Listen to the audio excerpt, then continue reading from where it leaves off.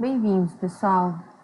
Nessa aula agora a gente vai começar a nossa segunda unidade, onde a gente vai falar sobre a linha de costa e o monitoramento dessa linha de costa. Tá bem? Tem alguns videozinhos aí sobre esse assunto. Então, primeiro aqui vem uma imagem, né, da zona costeira. E para a gente lembrar que a zona costeira, ela representa a interface ali daquela região que é crítica entre a energia de ondas, os processos costeiros, os processos oceanográficos da interface água-continente, né? E as comunidades e as pessoas que estão instaladas ali naquela região, né? No continente ali muito próximo da beira da água. Então, essa interface ela é um ambiente muito delicado e muito crítico, né? Porque qualquer alteração no equilíbrio nessa região pode causar muitos prejuízos para essas comunidades. E aí, por que a gente fala de linha de costa? Porque apesar das variações costeiras elas serem tridimensionais, né? Elas acontecem, a erosão ela acontece com retirada de volumes de sedimento, né? Mas muito tradicionalmente a gente acaba usando simplesmente a posição, o deslocamento horizontal da linha de costa para a gente indicar acreção e erosão. A linha de costa indo em direção ao continente ou indo em direção ao oceano, né? No caso de acreção, e no continente, no caso de erosão. A variação em Z normalmente não é utilizada, mesmo porque ela é muito mais difícil de ser mensurada, né? Então, a posição horizontal da linha de costa é a nossa variável, a variável mais comum de ser utilizada para mensurar o comportamento da linha de costa e as escalas e tudo mais. Tá? E essa posição aí horizontal da linha de costa, ela não é uma coisa fixa, ela não é uma coisa estática, não é uma posição fixa, é uma posição que varia no tempo e em escala, e dependendo da escala ela varia também muito diferente, né? E ela se ajusta com relação às condições ambientais. Dependendo da ondulação incidente naquele dia, a posição ali da interface água-continente vai estar num lugar ou em outro. Dependendo da maré, vai estar em um lugar ou em outro. Então, essa posição, ela não é estática, tá? A linha de costa, que é a interface entre água e continente, não é um lugar parado, não é uma coisa estática. Então, para a gente detectar, para a gente conseguir fazer um manejo adequado, conseguir posicionar as urbanizações adequadamente, conseguir até educar aquelas pessoas que estão morando ali perto adequadamente, a gente precisa entender qual que é o comportamento da linha de costa naquele lugar, para a gente poder ter uma ideia, né? Qual que é a tendência, qual que é a predição. Essa linha de costa, ela está tendendo, eu prevejo que ela vai recuar, esse lugar está erodindo, essa linha de costa está indo em direção ao oceano, está crescendo. A gente precisa saber qual que é o comportamento da linha de costa nos lugares onde a gente está estudando. Tá? Então, como é que a gente conhece, como é que a gente faz essa predição, né? Essa previsão de futuras linhas, de como que vai estar a linha de costa daqui a algum tempo, para a gente saber como se comportar ali?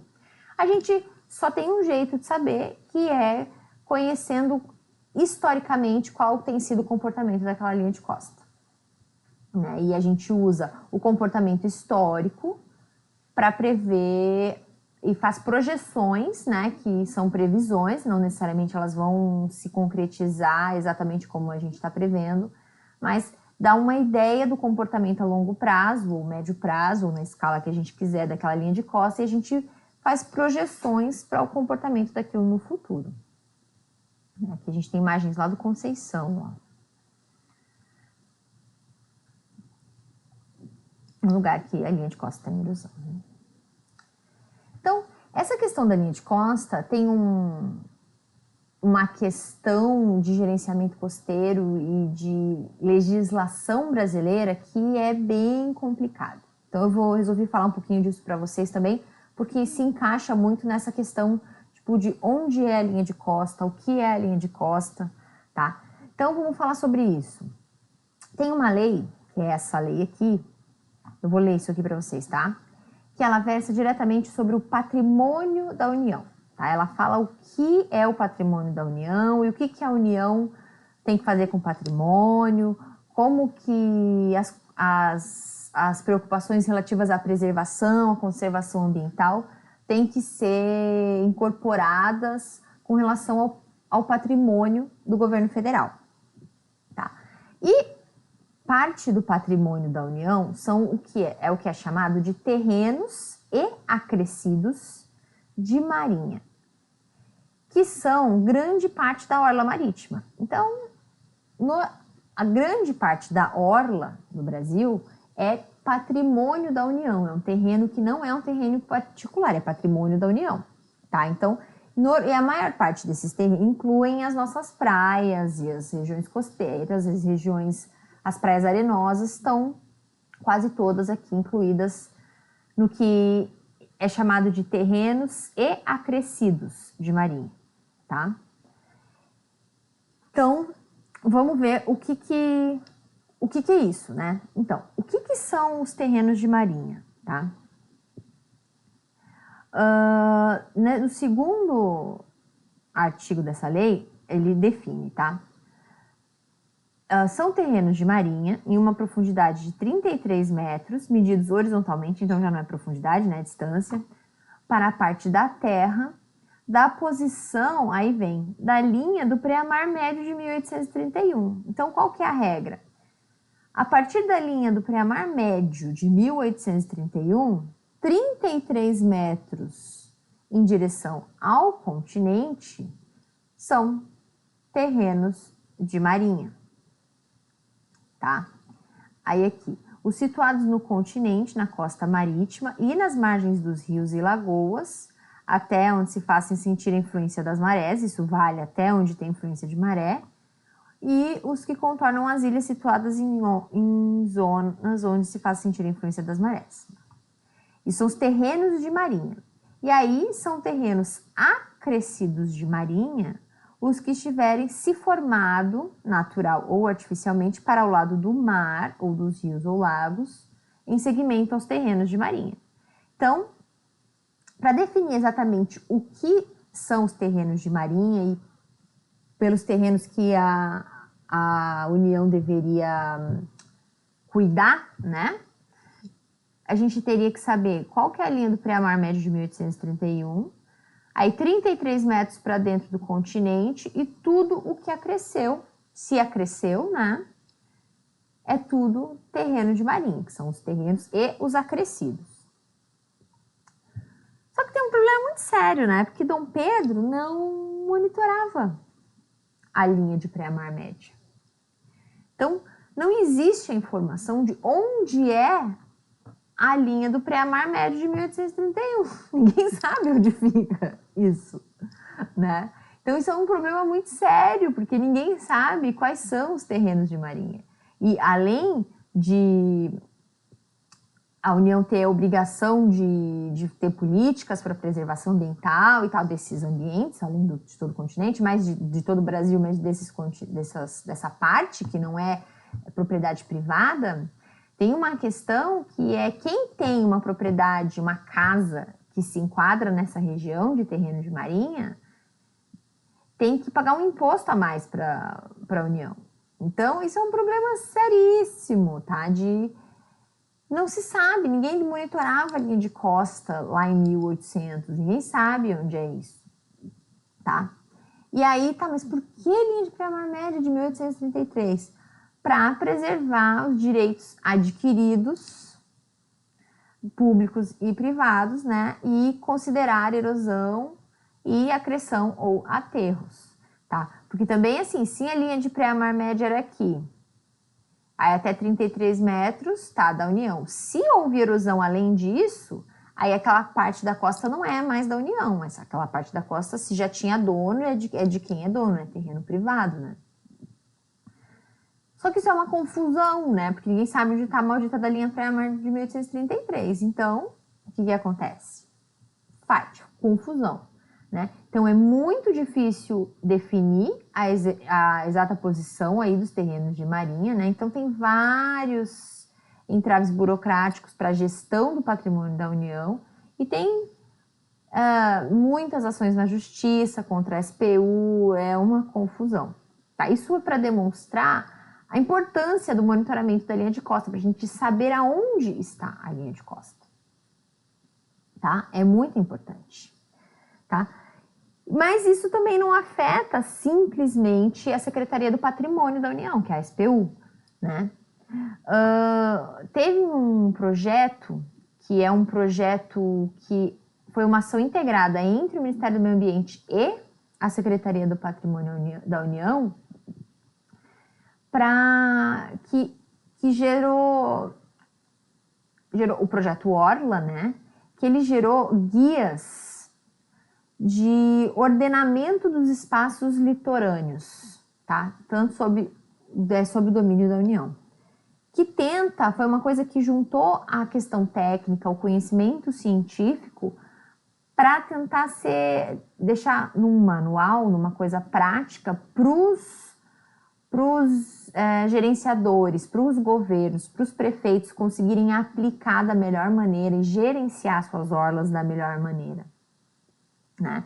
Então, foi uma aproximação da política ambiental e patrimonial e uma articulação entre governo e sociedade. Tá? Então, é bem legal o Projeto Orla, tem um guia de implementação, fundamentos para gestão, manual de gestão, subsídios para um projeto de gestão.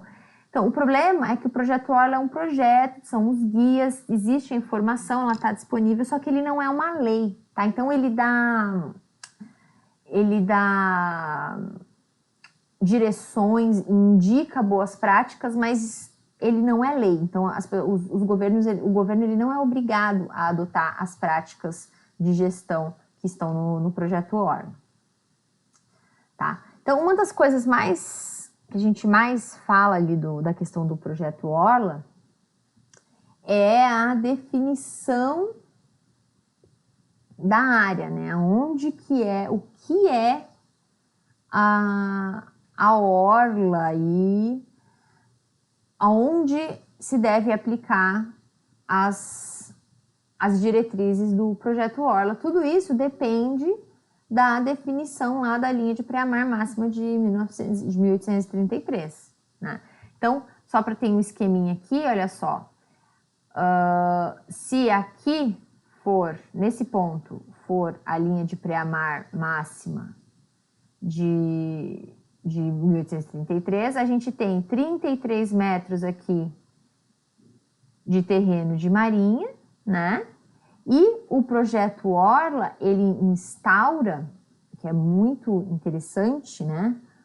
Um limite, uma folga aqui, um limite para a orla urbanizada, assim, uma linha de recuo de 50 metros para uma orla que já está urbanizada, ou seja, tem que proibir a urbanização, proibir a construção de qualquer coisa 50 metros a partir do final dos terrenos de marinha, tá? Isso num lugar que já esteja urbanizado. E se aquela região não está urbanizada, esse limite vai para 200 metros. Só que depois desses 200 metros, além dos terrenos de marinha, é que se deve cogitar urbanização. Para quê? Para proteger a urbanização, principalmente, e para proteger todo esse ecossistema, campos de dunas, que está aqui adjacente, que a gente já sabe. Né? Então, aí são as áreas de restrição à ocupação. A legislação só restringe a ocupação nos terrenos de marinha. Só que aí, como eu acabei de falar para vocês, o Projeto Orla sugere, além desses 33, mais 50 metros em áreas urbanas, 100 metros em áreas rurais e 200 metros em áreas não urbanizadas ainda, tá? E, além disso, o projeto Orla sugere a consideração das taxas de variação da linha de costa, tá? Só que isso tudo é sugestão para que os municípios implementem. E seria muito mais interessante se isso tivesse sido agregado à legislação federal, né? Só que não, né? Isso está só uma sugestão e aí cada município tem que legislar para incorporar isso aqui ou não. E aí é muito interessante a consideração das taxas de variação da linha de costa. Por quê? Porque, tá, deixou lá 50 metros. Só que a gente sabe, por exemplo, tá, em uma situação hipotética, que aquela costa está recuando 1 metro por ano. Então, isso tem que ser levado em conta, porque aí daqui a 50 anos já não tem mais a área de recuo, né? A área de restrição de ocupação. Então, já que se a gente está considerando taxa de variação de 1 metro, vamos levar em consideração que a gente vai tentar manter